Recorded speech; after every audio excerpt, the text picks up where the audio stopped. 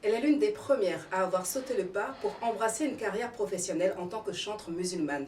Depuis le fameux titre Muhammad, beaucoup de chemin a été parcouru et aujourd'hui elle fait la fierté de notre communauté avec sa voix mélodieuse qui a dépassé nos frontières. Elle, c'est Halima Coulibaly, vous l'avez reconnue, c'est notre invitée du jour. Bienvenue dans My Muslim Star.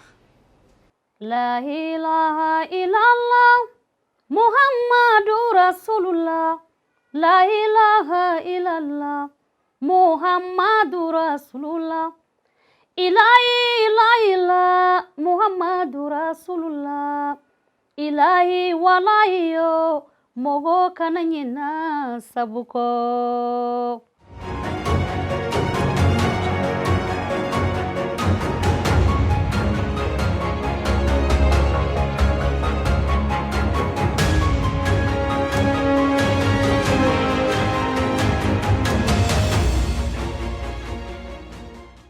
Halima Coulibaly, salam alaikum. Wa alaikum salam wa rahmatullahi wa barakatuh. Comment ça va? Ça va et toi? Très très heureuse de te recevoir dans My Muslim Star. Je suis sûre que nos téléspectateurs là-bas sont super contents de te voir. Ça fait vraiment longtemps, Halima. Très très on longtemps. Fait pas ça, tu peux pas nous quitter comme ça et puis partir. Bon, on va en parler un peu plus tard. On va en parler, Inch'Allah. Mais en tout cas, c'est un réel bonheur de t'avoir aujourd'hui dans cette émission. Merci. On va essayer de voir qui se cache derrière cette jolie voix, derrière Halima Coulibaly. Inch'Allah. Un peu, pas trop? Pas trop. D'accord, pas trop. Il y a des limites qu'on va pas. Voilà, doucement. Doucement, Inch'Allah. Inch'Allah. Alors, Halima Coulibaly, quand est-ce que véritablement tu décides que c'est la chanson que tu veux faire comme métier? Quand la radio Al-Bayan a commencé la caravane, c'est là que j'ai su que je devais continuer. Et je suis rentrée en studio et j'ai fait sortir La ilaha illallah. Alhamdulillah, c'était bien. Les gens aimaient. Alhamdulillah. Les gens aimaient. Voilà comment j'ai vraiment pris la décision quand j'ai commencé à faire la caravane avec la radio Al-Bayan. Parce que je faisais un peu, mais je n'arrivais pas à me décider. Bon, après la caravane de Koumansi, j'ai dit, bon, là j'ai chanté les gens. C'était en quelle année? Je crois que c'était en 2003, 2004, ouais, par là. J'ai essayé. La radio Al-Bayan a été un peu... Oui, la radio Al-Bayan, ça m'a motivé ça à m'a te motivé, oui, parce que c'est là où j'ai chanté devant des milliers de personnes. Voilà, parce qu'il y avait vraiment du monde et les gens ont vraiment aimé. Je dis, bon, pourquoi ne pas faire un album? C'est comme ça que ça arrivé. Alors, on peut dire que tu as une jolie voix, machallah. Est-ce que avant justement d'être sollicitée par la radio Al-Bayan, est-ce que tu as eu à t'entraîner avec des personnes? Est-ce que tu chantais dans des groupes ou avec des personnes? Non. Ou est-ce que tu faisais juste ça à la maison pour les proches? À la maison d'abord et après la caravane, je me suis approchée des personnes. On ne peut pas faire quelque chose sans apprendre. Je me suis approchée de notre cheikh, mon dévancier, Cheikh Salahuddin. Je me suis approchée de lui. Il m'a appris un peu aussi. Et c'est ce qui a fait que je me suis vraiment mis dedans aussi. D'accord.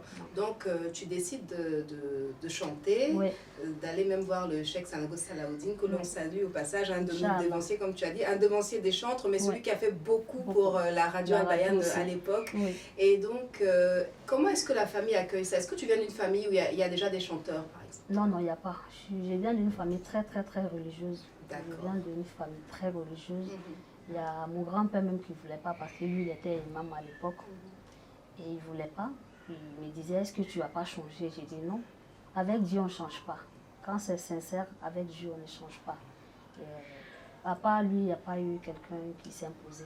D'accord, personne ne s'est opposé, donc tout le monde était pour. Content. Parce qu'on sait que dans notre religion, il y a beaucoup de choses qui se disent. La femme ne doit pas chanter, la femme ne doit pas se mettre en public, elle ne doit même pas s'afficher, on ne doit pas entendre sa voix. Et toi, tu décides de chanter. Est-ce qu'il n'y a pas eu, en dehors donc, de ta famille, d'autres personnes qui ont essayé de t'empêcher de devenir chantre? Si, il y a eu d'autres personnes. Il y a eu même des imams qui m'ont contacté carrément. Ils m'ont dit non. C'est haram ce que tu fais. Et ce n'était pas facile. Mais je profite de votre caméra pour dire merci à l'imam Sissé Djigiba. Donc tu fais sortir ton premier album avec le fameux titre Mohammed. Combien de titres il y avait sur cet album? 10 titres. 10 titres. Il y avait l'inspiration qui était là. C'est ça, honnêtement. On était jeunes à l'époque. Oui, donc tu n'es plus inspirée? Non, je Ou bien tu suis... n'es plus jeune? Tu es toujours jeune, Halima? Bon, ok. Bon, toi aussi, tu es resté au jeune. Ben oui, alhamdoulilah. c'est la jeunesse éternelle. C'est ça. Grâce à l'islam, machallah. C'est ça, machallah.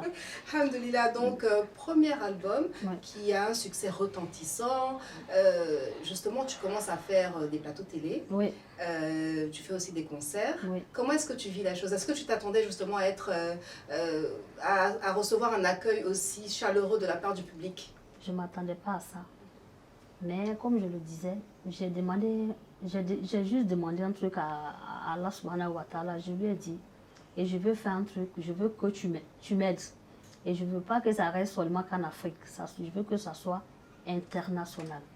Voilà, parce qu'on en a besoin. C'est pas seulement...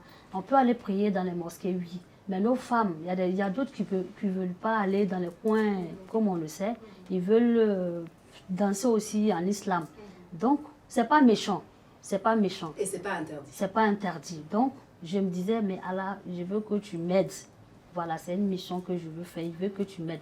Je vais m'autoriser, je vais mettre un peu de piano dedans. C'est vrai qu'au début, pour la petite histoire, l'album était sans musique. Oui, c'est ça. Il n'y avait aucune musique. Il n'y avait rien, non. Et par la suite, tu as mis des instruments et ça t'a valu aussi des critiques. On a dit, tu as bien ça commencé aussi, sans musique, c'était que Après, ta voix et maintenant tu as mis des instruments dedans et tu as eu des critiques pour ça aussi. Beaucoup aussi. Mais j'ai gardé la foi parce que je savais ce que je faisais. Et ça ne t'a pas découragé? Non, jamais.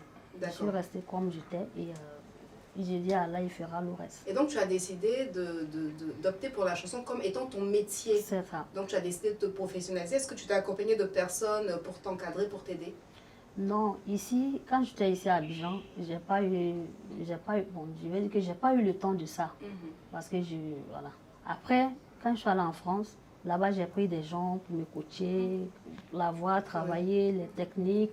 Donc, Halima, tu veux dire qu'en Côte d'Ivoire, il n'y a pas des gens pour c'est pas qu'il n'y a t'aider? pas. Non, Halima, qu'est-ce que tu veux nous dire? C'est pas qu'il n'y a pas. Regarde bien la caméra. Regarde ta caméra et puis voilà. C'est pas qu'il n'y a pas. Mais j'ai dit, je n'avais pas le temps. Parce que je sais que vous m'aimez trop, la Côte d'Ivoire.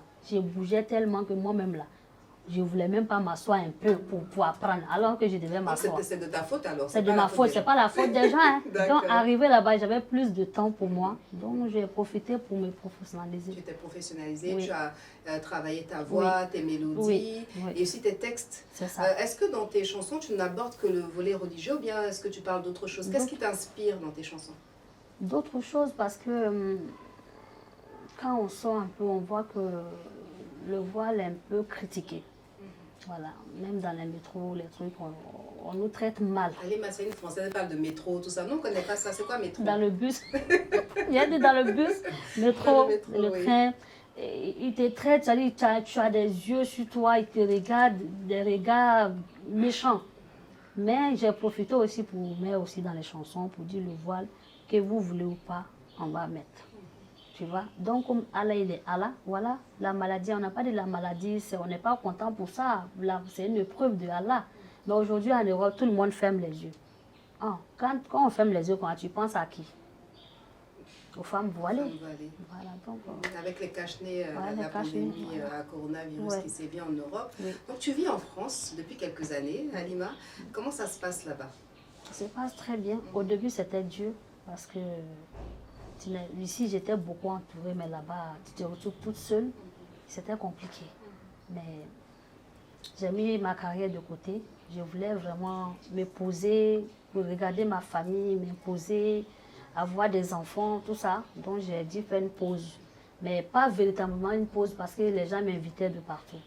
Voilà, mais ça se passe très bien là-bas. D'accord, tu as parlé de ta vie de famille. Aujourd'hui, tu es très connue, même si tu ne vis plus ici, que tu vis en France. C'est pas la même célébrité, la même notoriété. Non. Comment est-ce que tu arrives justement à concilier vie de famille et vie professionnelle, ta carrière? Comment est-ce que tu arrives à jongler avec les deux activités? C'est une question d'organisation. Et monsieur aussi te soutient, c'est important. Monsieur, c'est mon premier fan. Waouh! Il me soutient beaucoup. Il faut lui faire une belle dédicace là.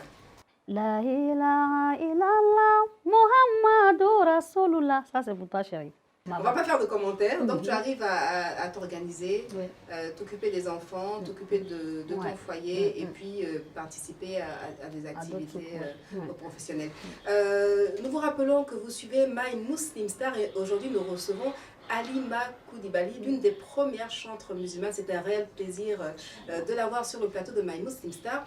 Alors, Halima, tu as parlé de ton grand-père qui avait peur que tu ne changes quand tu allais embrasser une carrière professionnelle en tant que chanteuse. Et tu es musulmane. Oui.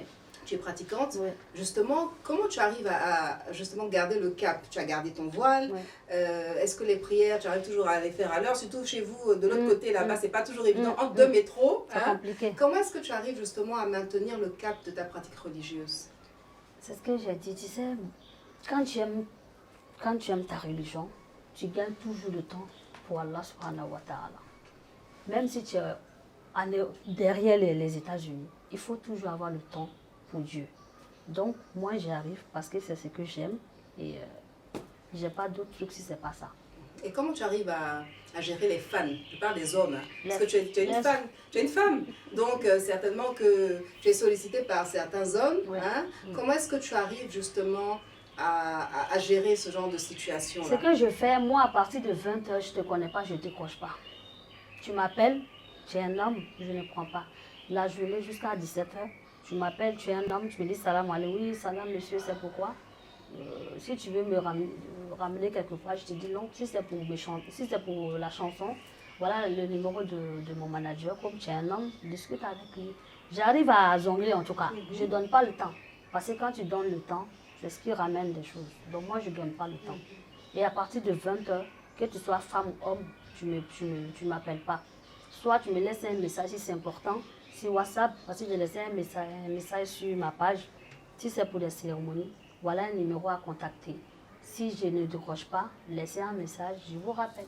Donc c'est comme ça que je m'organise. Et ça se passe bien? Ça marche. Très bien. Je n'ai pas avoir de problème. En tout cas, qu'Allah facilite, c'est pas évident quand on est une femme d'exercer le métier de chanteuse, tu es au devant de la scène, c'est pas évident, mais en tout cas, tu arrives à jongler parfaitement comme tu l'as dit. Est-ce que dans ta carrière, tu as eu à collaborer avec d'autres artistes? Oui, beaucoup d'artistes. Seulement des chantres musulmans ou bien d'autres artistes? D'autres personnes. Oui. Il y a eu Maïzen, il y a eu Zen Bika, il y a eu Onel Mala, Nestor David. Ce sont des chantres chrétiens. D'accord. Donc entre vous, chantres musulmans et chrétiens, vous avez une bonne entente, une bonne collaboration. Oui. Et au Mali, d'autres artistes, des griottes, même en France, des griottes. Et ça se passe bien. Ça se passe bien. Tout va bien. C'est pas compliqué. C'est vrai, je n'ai pas compliqué. J'essaie d'avoir le juste milieu. Oui. Ça ne sert à rien d'être compliqué. Alors, Halima, au cours de ta carrière, tu as eu certainement des coups durs, des moments difficiles. Et moi, je vais parler d'une anecdote. On en a parlé pour préparer l'émission. Ça t'a fait sourire, mais il faut quand même qu'on en parle parce que tu avais été vraiment, on va dire, un peu choquée. Tu as eu un de tes morceaux qui a été joué lors d'un concours de Miss. Et tu as été convoquée par le Cheikh Sonta. Ce jour-là, tu es venue me trouver à la radio en me disant, tu as vu ce qu'on m'a fait, tu as vu ma soeur, tu as vu ma soeur, et tout. Tu étais vraiment stressée, oui. Voilà, comment tu as vécu ce moment-là? Et surtout, qu'est-ce que le Cheikh Sonta t'a dit quand tu es allée le voir? En fait, il essaie de nous donner conseil. Voilà, c'est le guide. Hein. Il essaie de nous dire, voilà, il faut faire ça, faire comme ça, faire comme ça. Il pensait que j'étais là-bas, en fait. Oui. Et je lui ai dit, non, quand tu fais sortir un album, c'est pour tout le monde, en fait. Que la personne soit musulmane ou pas, c'est pour tout le monde. Donc, ils ont pris, mais moi, je ne savais même pas. Et le chef, il a dit, je croyais que j'étais là-bas. J'ai dit, non, je n'étais pas là-bas, tout ça. Non, il a dit, ok, c'est bien. Mais faites attention quand même, parce qu'il ne faut pas sortir dans le cadre de l'islam. Donc, essayez de rester dans le milieu. Il ne faut pas trop sortir. Sinon, après, c'est plus affaire de Dieu, en fait. Donc, il a essayé de me donner conseil. Il a dit, c'est toi qu'on connaît. Si les autres font des choses, c'est toi qu'on connaît. J'ai dit, ok, imam. Et là, je profite pour faire des doigts pour l'imam Bridji, Allah Kahina là. Lui aussi, il nous a beaucoup aidé. Beaucoup aidé. Et Allah Kahina au Bella Djelila. Ananga Cheikh Aïma, Allah Kahina au Bella Djelila. Donc voilà un peu. Non, c'est ce qui s'est passé. C'est ce qui s'est passé. Et hormis cet épisode, est-ce que tu as eu vraiment quelque chose de difficile qui s'est passé dans ta carrière, tellement dur que tu as voulu abandonner? Oui. Au début de l'émission, je disais que l'imam Djigiba qui m'avait donné des conseils, tout ça, c'était en ce moment. J'ai eu tellement de problèmes personnels. Et il y a eu trop de critiques. Quand tu ne connais pas une personne, les gens ils peuvent se permettre de dire, ils peuvent tout dire de toi. Mais moi, je sais ce que je suis. Et Allah, il connaît le contenu de ma poitrine. Il sait ce que je suis. Donc, je n'avais pas besoin de me justifier à qui que ce soit. Quand Dieu il t'éprouve, il peut te prouver dans toutes choses. Ça peut être enfant, ça peut être le mariage, ça peut être la maladie. Et moi, j'ai été éprouvée par ma vie privée. Et l'imam, il m'a beaucoup soutenu. Moi, j'ai voulu même arrêter tout. Est-ce que tu peux nous fredonner une petite chanson, encore une fois? Inna lillahi wa inna ilayhi raji'un. Imami ubemi. Imami ulala. Côte d'Ivoire, walimami ba ubemi. Ubemi. Moto, umato. Inna lillahi wa inna ilayhi raji'un. Merci beaucoup, Halima. C'était une chanson un peu triste, hein, un hommage à tous nos chouurs disparus. Tu en as cité quelques-uns, en tout cas, qu'Allah subhanahu wa ta'ala leur fasse miséricorde.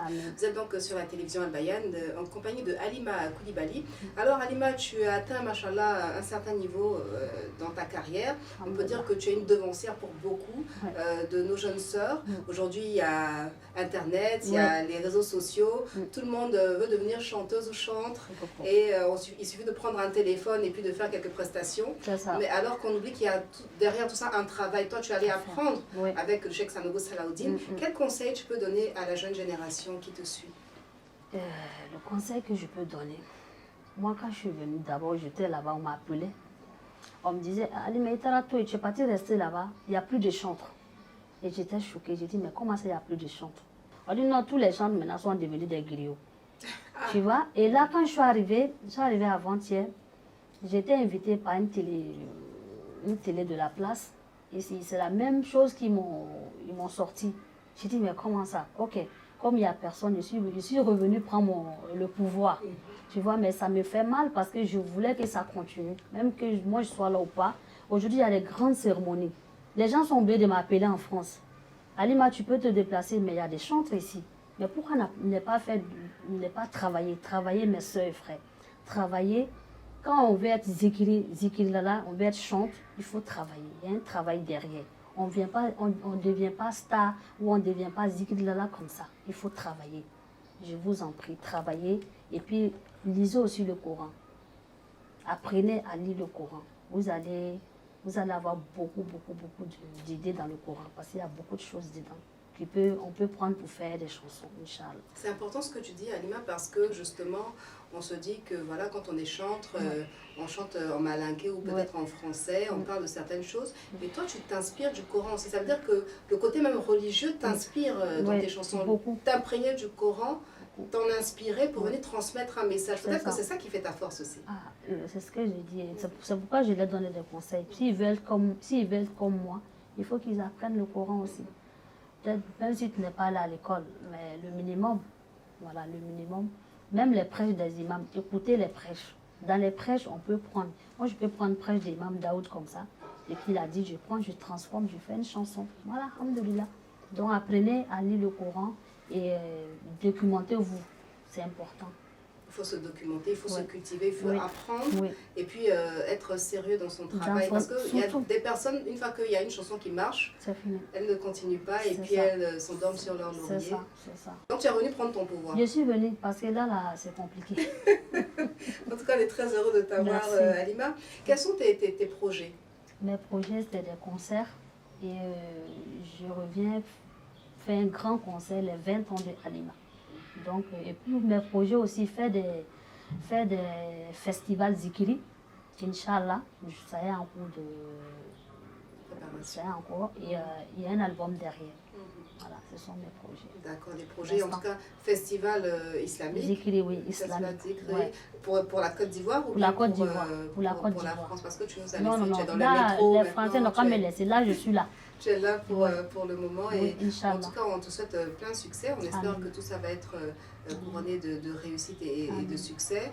Et tu as vraiment dit quelque chose d'important, se former, travailler, c'est vraiment important. Et est-ce que, on ne va pas citer de nom, mais est-ce que quand même tu vois quelques personnes qui se démarquent parmi les chantres qui sont là, qui sont venus après toi? Oui, je vois, il y a mon frère Ismaël Sonta, il y a Idrissa Koulibaly. C'est ton frère Koulibaly, c'est pour ça que tu le cites, c'est ça? Non, c'est pas ça. Il fait de son mieux.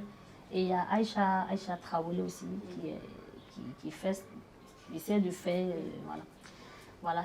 Est-ce que tu collabores avec ces personnes? Est-ce que tu les coaches un peu? Puisque là, tu as parlé de conseils.